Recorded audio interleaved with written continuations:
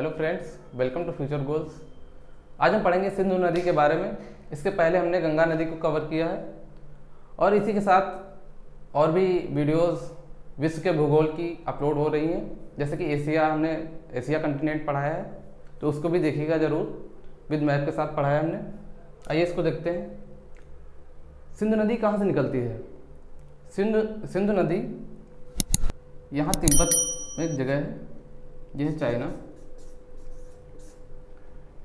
बात करें तो तिब्बत चाइना एक ही बात है, क्योंकि चीन ने तिब्बत पर अधिकार किया हुआ है। तो यहाँ पे झील है मानसरोवर। कुछ बुकों में दे रखा है कि बोखरचू नामक ग्लेशियर से निकलती है सिंधु नदी, लेकिन कहीं कहीं दे रखा है कि सिनकाबाब ग्लेशियर से निकलती है। तो हम इसी को मानेंगे। सिंधु नदी सिनकाबाब ग्लेशियर से निकलती है मानसरोवर के यहाँ से, और यहाँ धीरे धीरे करके इंडिया में इंटर होती है। इंडिया में पहुँचते ही कहाँ पहुँचती है? ये दमचौक जगह है। दमचौक नामक जगह से भारत में प्रवेश करती है और फिर पहुँचते हुए यहाँ पहुँचती है पाकिस्तान में। पाकिस्तान में एक जगह है चिल्लास। चिल्लास पहुँच के फिर जाके मकराना तट पे पहुँचती है और फिर अरब सागर में विलीन हो जाती है। आइए देखते हैं। नए मैप के अकॉर्डिंग ये जो जम्मू कश्मीर का मैप है, ये जो डैश के ऊपर वाला हिस्सा है ये लद्दाख है और ये इतना जम्मू कश्मीर है। तो यहाँ पे एक रेंज है काराकोरम की पहाड़ियाँ हैं और ये है लद्दाख रेंज।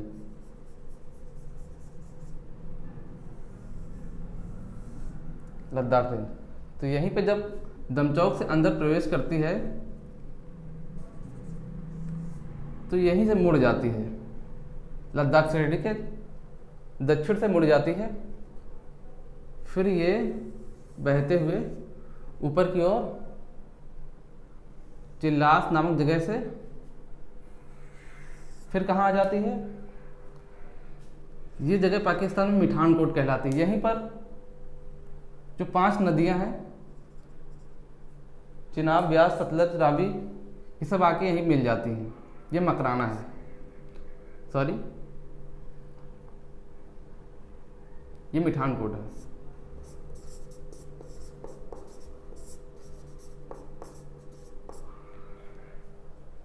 ये जो सिंधु नदी है, इसी के किनारे यहाँ पर दाहिने छोर पे लेह शहर बसा हुआ है। क्वेश्चन एग्जाम में पूछा जा सकता है कि सिंधु नदी के दाहिने छोर पे कौन सा शहर बसा हुआ है? लेह। जो लाल बिंदु है यहाँ पे लेह है। दाहिने छोर कैसे? क्योंकि इसका बहाव पूर्व से पश्चिम की ओर है, इसलिए दाएं छोर उधर मानेंगे। फिर ये जो काराकोरम की श्रेणी है, यहीं से एक नदी निकलती है श्योक। आगे कहाँ मिल जाती है? सिंधु नदी में। ये इसकी सहायक नदी है। फिर एक और नदी निकलती है, इस नदी का नाम है नुब्रा।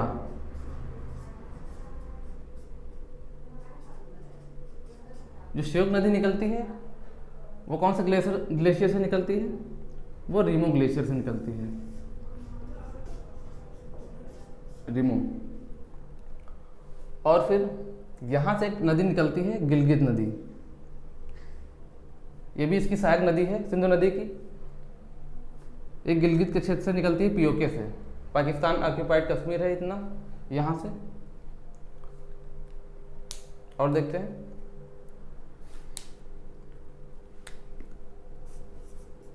सिंधु नदी के बारे में जानेंगे। और इसकी लंबाई कितनी है?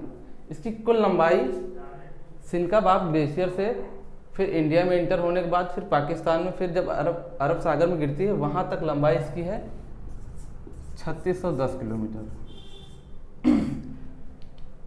लेकिन बात यह आती है कि भारत में कितने किलोमीटर बहती है?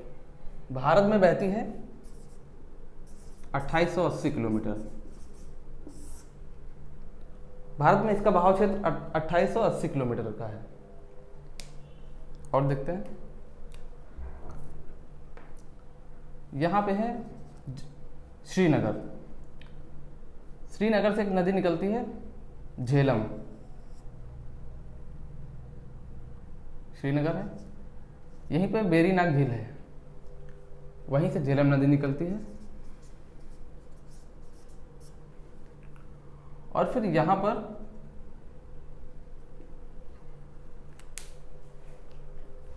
ये जो है ये हिमाचल प्रदेश है। हिमाचल प्रदेश से एक नदी निकलती है 2 शाखाओं में, चिनाब नदी, निकलते हुए कहाँ पहुँचती है, इसमें मिल जाती है और फिर मकराना तक मिठानकोट में मिल जाती है। अब बात ये आती है कि सिंधु नदी की सबसे बड़ी सहायक नदी कौन सी है, तो ये चिनाब नदी है। और चिनाब नदी की सहायक नदी कौन सी है, झेलम नदी। सहायक नदियाँ क्या होती हैं, सहायक नदियाँ वो होती हैं अपना पानी जो मुख्य नदी में प्रवाहित कर देती हैं। और ये चिनाब नदी जो है बाड़ा लाचाला दर्रे से निकलती है।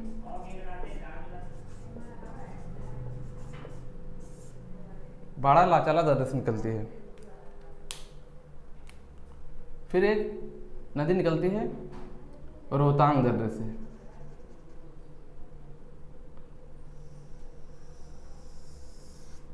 इसका नाम है रावी। आर हमने बना दिया है, रोहतांग दर्रा। और फिर एक नदी निकलती है, भारत की इम्पोर्टेंट नदी है, यहीं लद्दाख के पास, सॉरी यहीं तिब्बत के पठार से निकलती है, राकसताल से। उस नदी का नाम है सतलुज। इसको राक्षस ताल भी कहते हैं। यहाँ से निकलती है,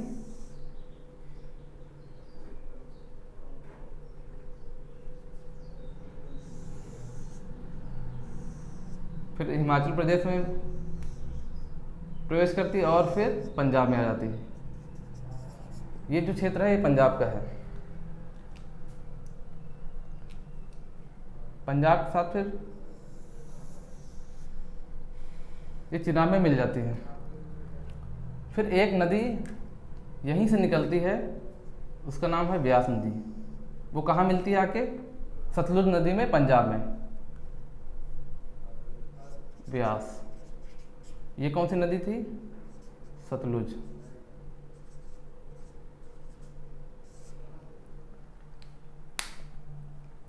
अब बात ये आती है, सतलुज जो नदी है वो हिमाचल प्रदेश में कहाँ से प्रवेश करती है। यहाँ जो प्रवेश करेगी शिव किला दर्रा है।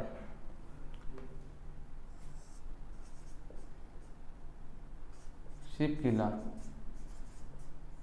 यहाँ से प्रवेश करती है। और फिर यहाँ जब पंजाब में पहुँचती है तो ये दोनों नदियाँ हरिके नामक स्थान पे मिलती हैं। ये जो बिंदु है इसका नाम क्या है, हरिके। यहीं पे हरिके बैराज डैम बना हुआ है। हरिके बैराज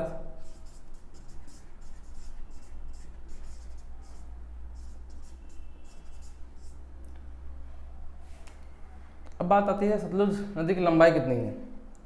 सतलुज नदी की लंबाई है 1450 मीटर, 1450 किलोमीटर की।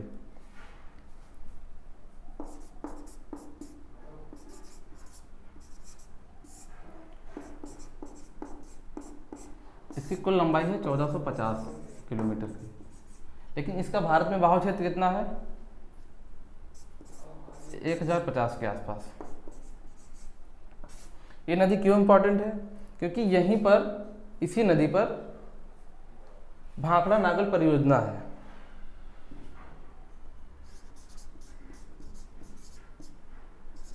भाखड़ा नांगल परियोजना।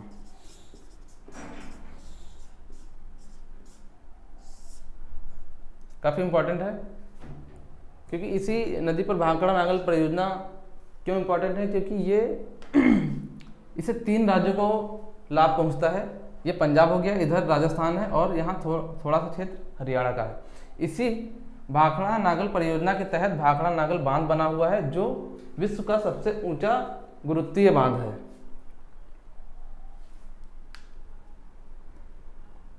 भाखड़ा नागल बांध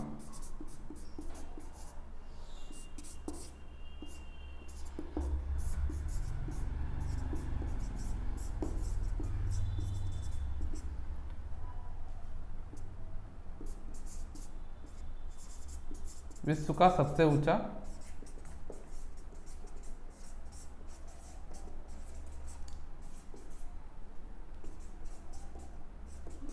गुरुत्वीय बांध है, लगभग 255 मीटर के आसपास है। और इसी परियोजना के तहत यहाँ से एक नदी निकाली गई, यहाँ से एक नहर निकाली गई है। उस नहर का नाम है इंदिरा गांधी नहर।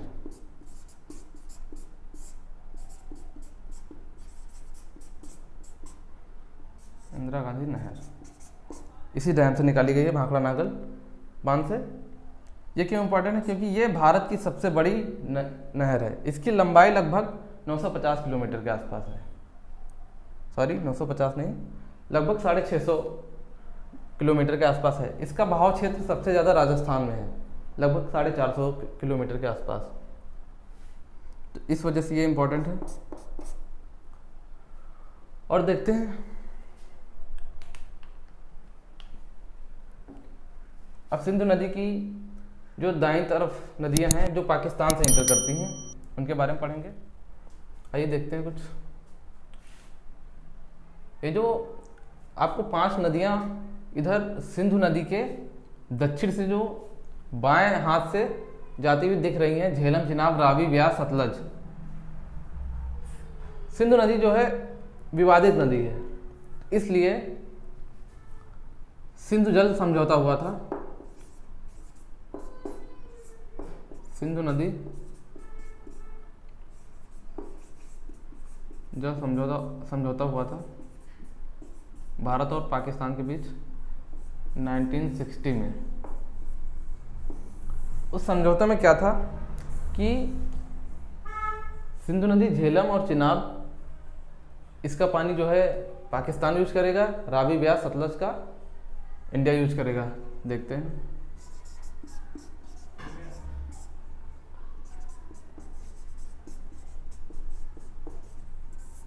पाकिस्तान जो है सिंधु नदी, झेलम और चिनाब, इनका पानी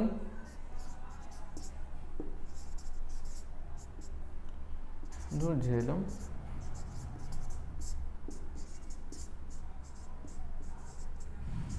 चिनाब, इनका 80% पानी पाकिस्तान यूज करेगा, यानी पाकिस्तान दोहन करेगा। और बाकी बची 3 नदियों का, रावी और व्यास, सतलुज, इनका 80% जल भारत यूज करेगा। तो सिंधु जल समझौता यही था कि 3 नदियां ऊपर की, पाकिस्तान उसमें 80% जल यूज करेगा और बाकी बची 3 का भारत।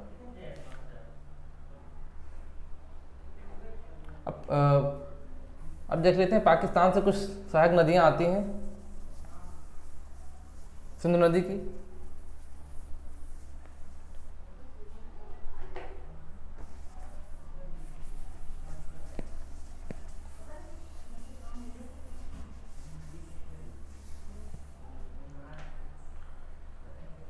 यहाँ पे हिंदुकुश पर्वत है अफगानिस्तान में, यहीं से एक नदी निकलती है, उसका नाम है काबुल नदी। ये कहाँ मिल जाती है? ये मिल जाती है सिंधु नदी में। और फिर यहाँ से एक निकलती है स्वात नदी, जो काबुल नदी में मिलके फिर सीधे ऐसे चली जाती है। और ये जो हमारी सिंधु नदी थी, ये यहाँ मकराना तट है,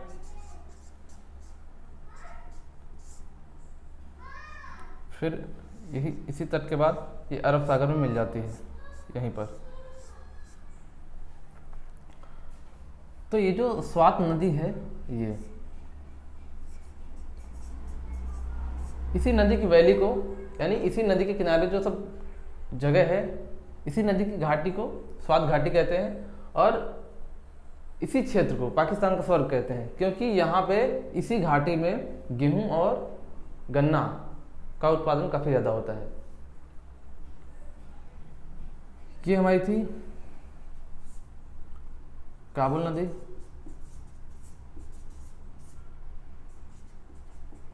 काबुल नदी की सहायक नदी स्वात नदी है,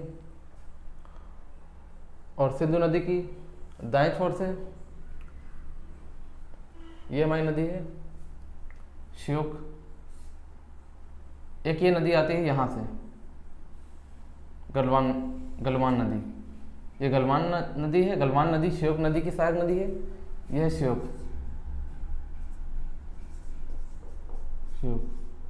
नदी, और गिलगित नदी, ये गिलगित नदी है।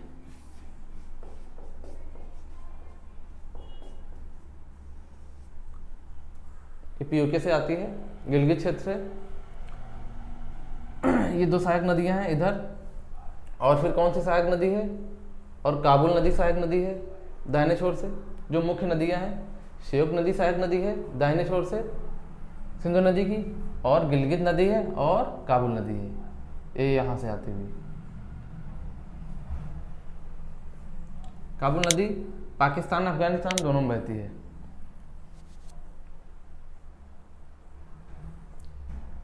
इन नदियों के बारे में इतना ही काफ़ी हम लोगों ने जान लिया। तो मिलते हैं नेक्स्ट वीडियो में।